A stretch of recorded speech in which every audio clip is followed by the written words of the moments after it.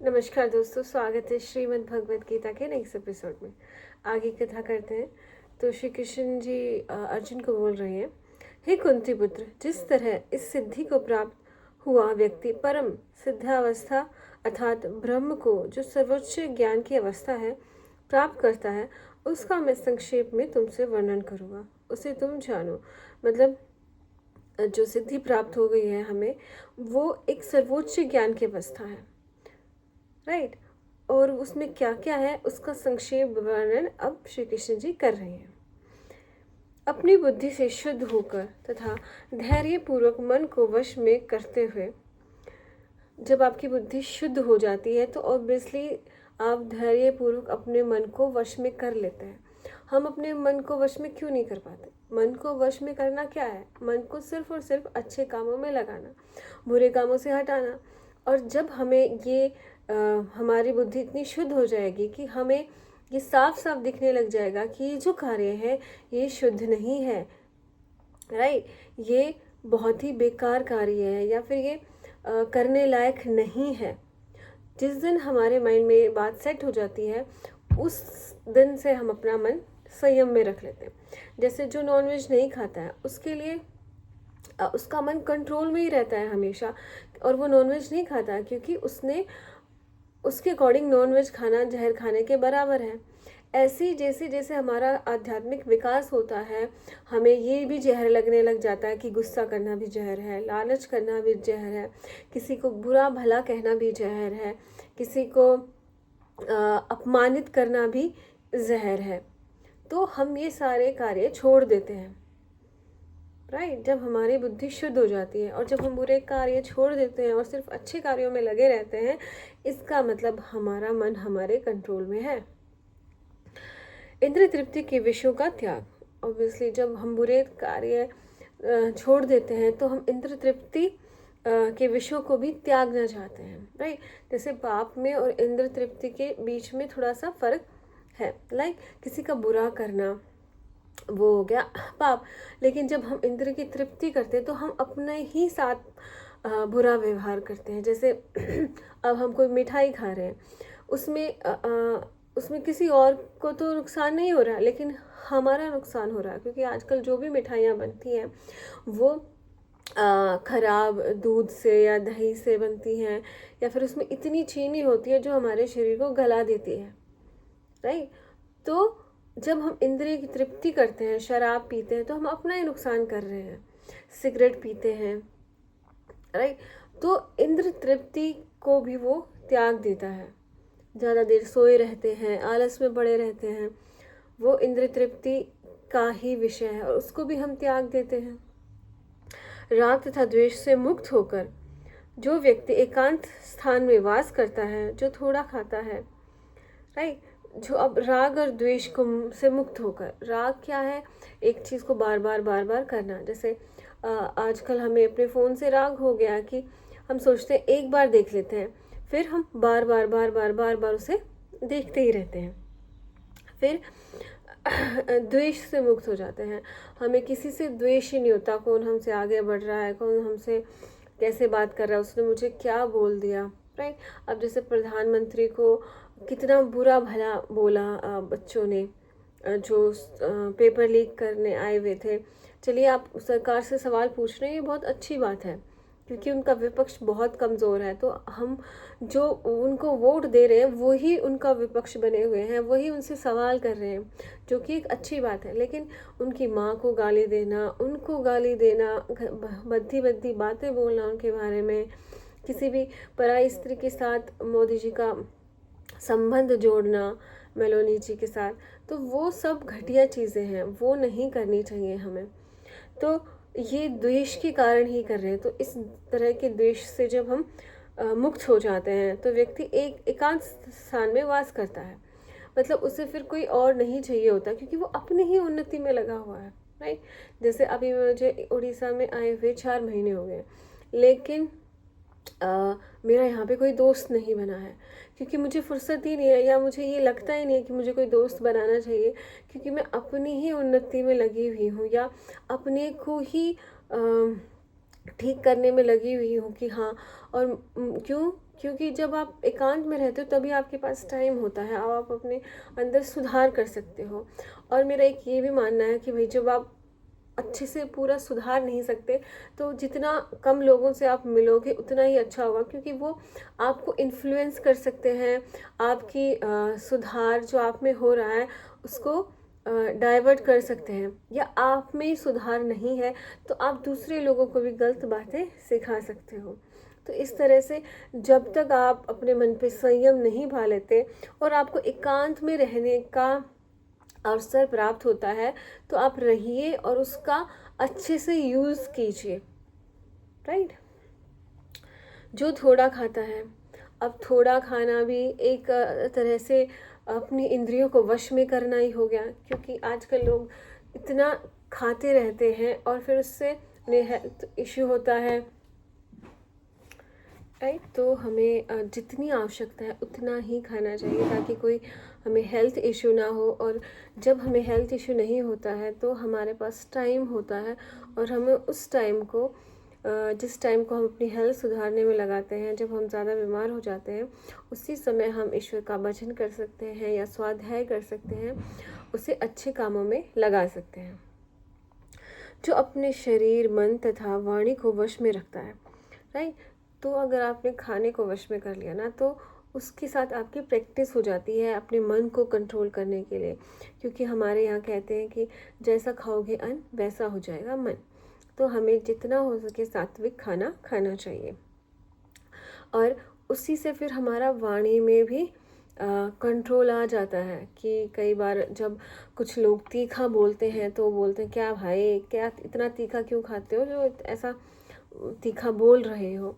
तो वाणी और आपकी जो खान पान है उसका असर उस पर पड़ता है।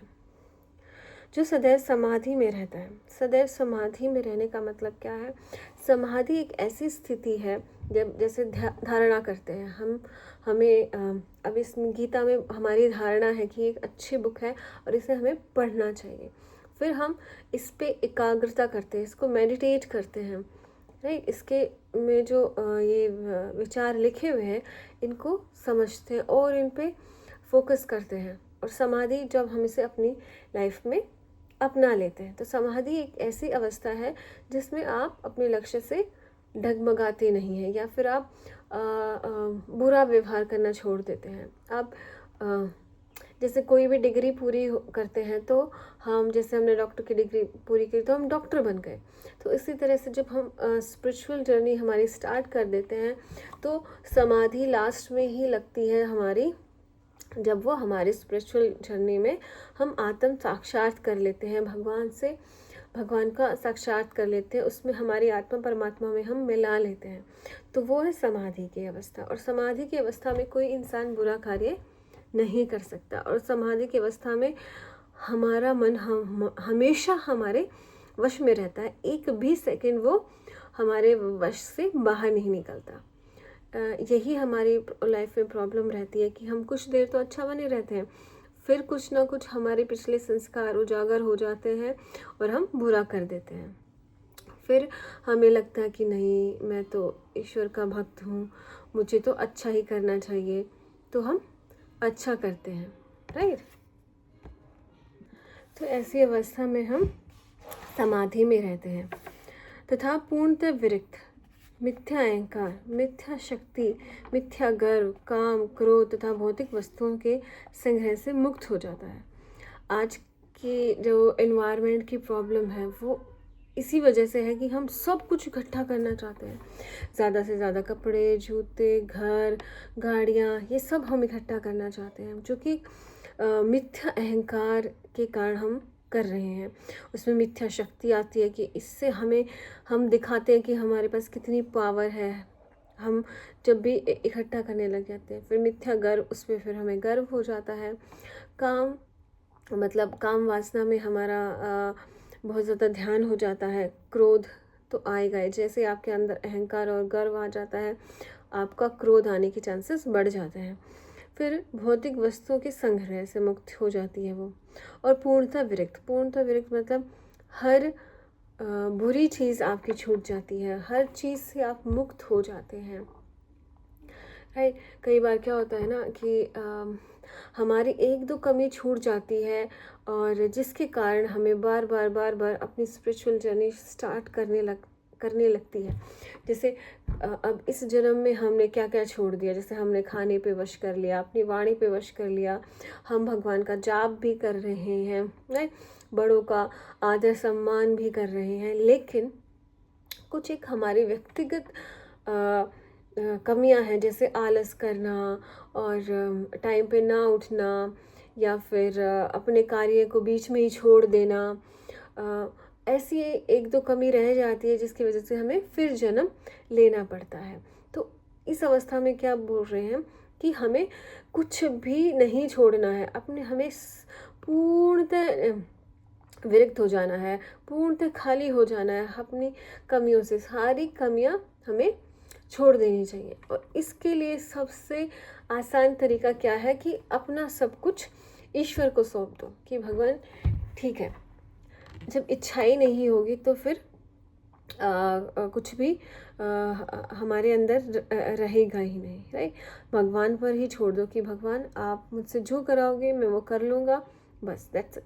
हर चीज़ को हम अपने कर्तव्य की तरह करने लग जाते हैं, तब ये अवस्था हमें प्राप्त होती है।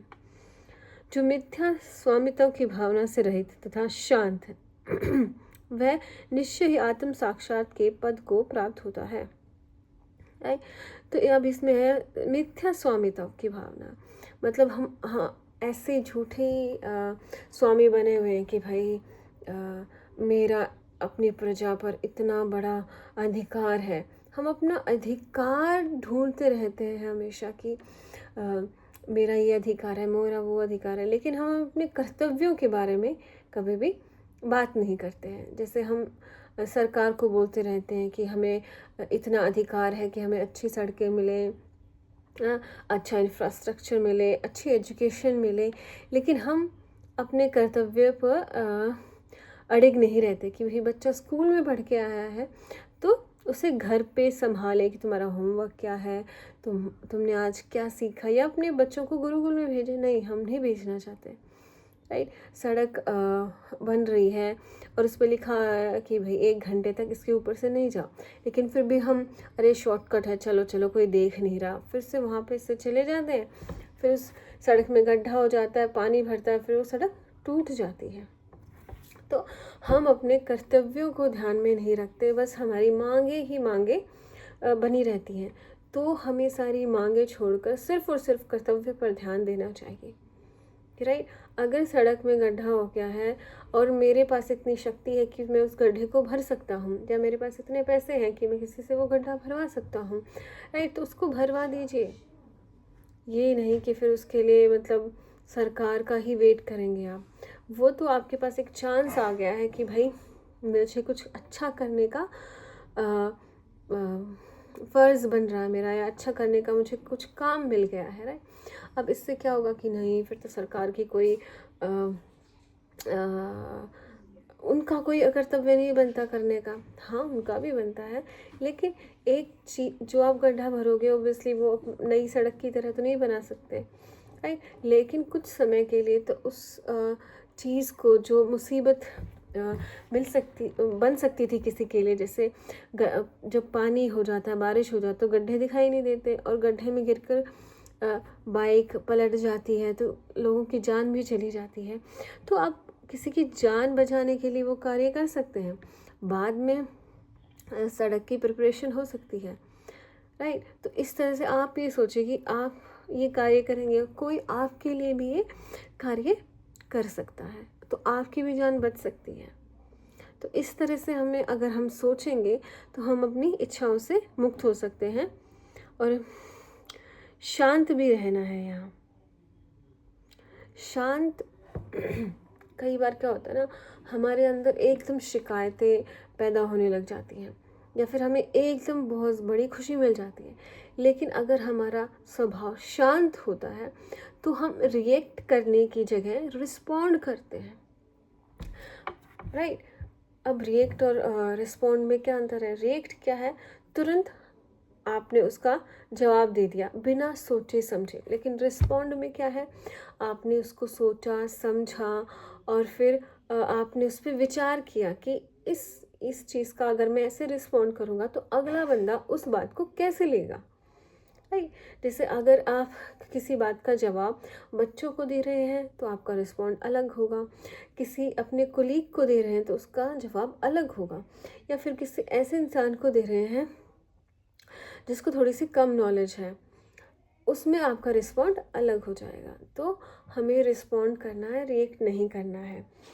और ये कब हो सकता है, जब हम शांत होते हैं, हमारा मन शांत होता है, वो रेडी है कि उसको कुछ सोचने समझने का हम उसको टाइम देते हैं, राइट।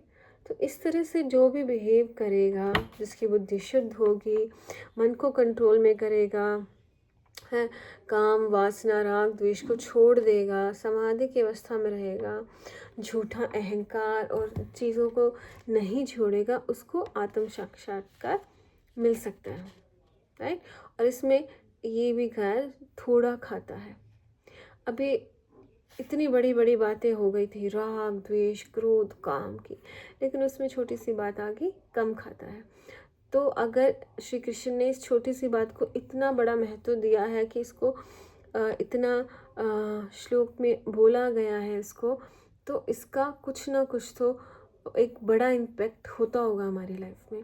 तो आप इसको, जो थोड़ा खाता है उसको आप हल्के में ना लें, राइट। तो आज के लिए हम इतना ही करेंगे। आशा करती हूँ आपको मेरे विचार समझ आ रहे होंगे। बहुत बहुत धन्यवाद।